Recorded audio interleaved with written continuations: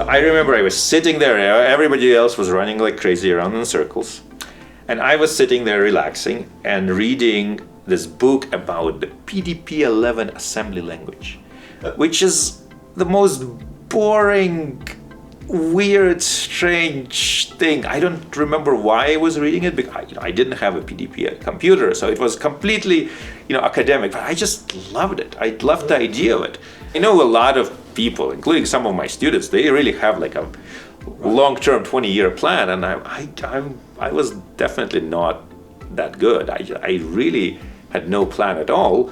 You could say that it's basically the idea of using data-driven methods. So instead of somehow distilling information from the data and then kind of synthesizing from that, you basically just copy pieces from the data. It's kind of I call it, postmodernism in computer science, right? You just copy what people have, or what other previous images have had, and put it in a different way, and there you go.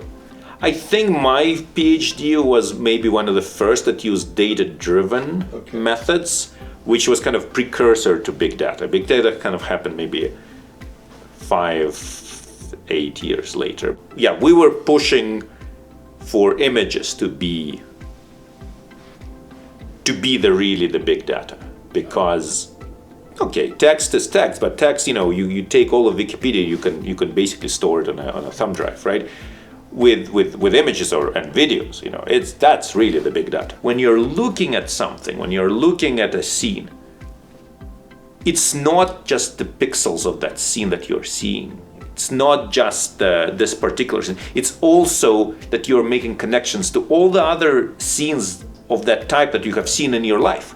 The few of us were saying, if we can just give the computer as much visual experience as we give to human kids, maybe the problem will become much simpler. And indeed, it turned out that this was correct. And also, algorithms turn out to not need to be that complicated anymore, because the data kind of takes over, and the data tells you the right answer.